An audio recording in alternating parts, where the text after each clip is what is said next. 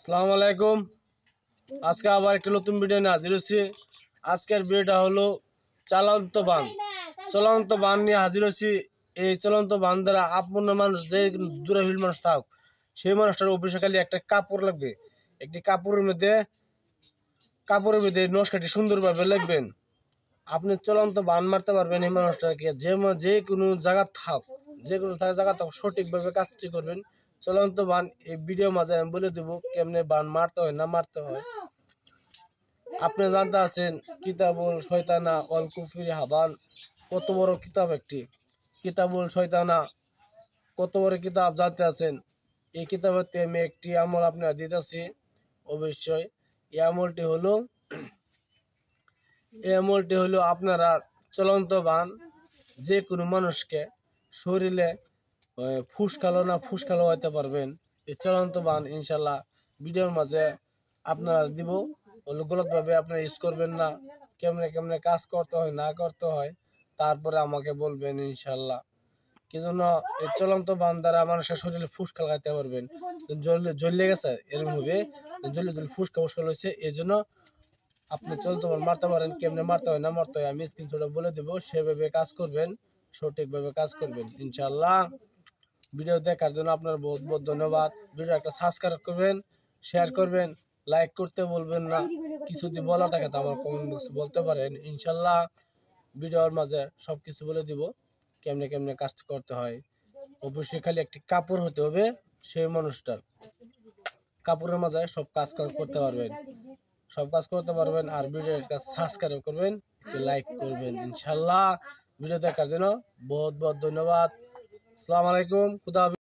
এই স্ক্রিনশটে একটা নকশা দেখতেছেন। এই নকশাটি আপনি যেন সুরতুকে অবশ্যই আপনি জলপরার জন্য শরীরে ফুস লাগাইতে চান, এই সুরতুর অবশ্যই একটি কাপড় আনবেন। শুধু একটা কাপড় আনবে, কাপড় উঠবে এই নকশাটি লিখবেন। এই নকশাটি লিখবেন আপনি ম্যাক্স জারপান কালির দ্বারা।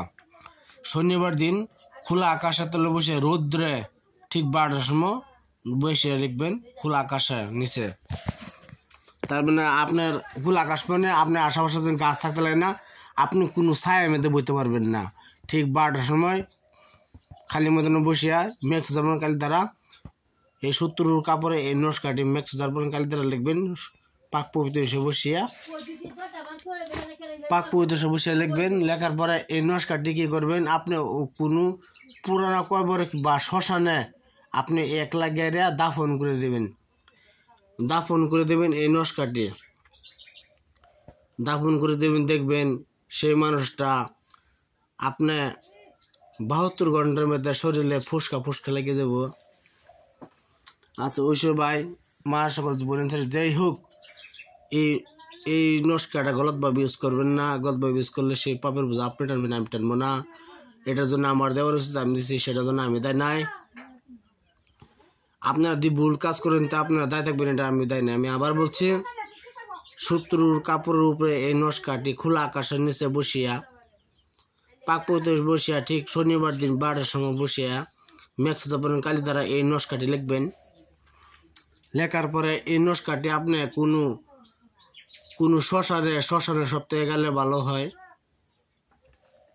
শ্মশানে দাফন করে দিলে শ্মশানে বা সবথেকে ভালো শ্মশানে গেলে ভালো হয়। আপনি শ্মশান পাচ্ছেন না, ভয় পাচ্ছেন, তো পুরোনো কবরে দাফন করে দিবেন।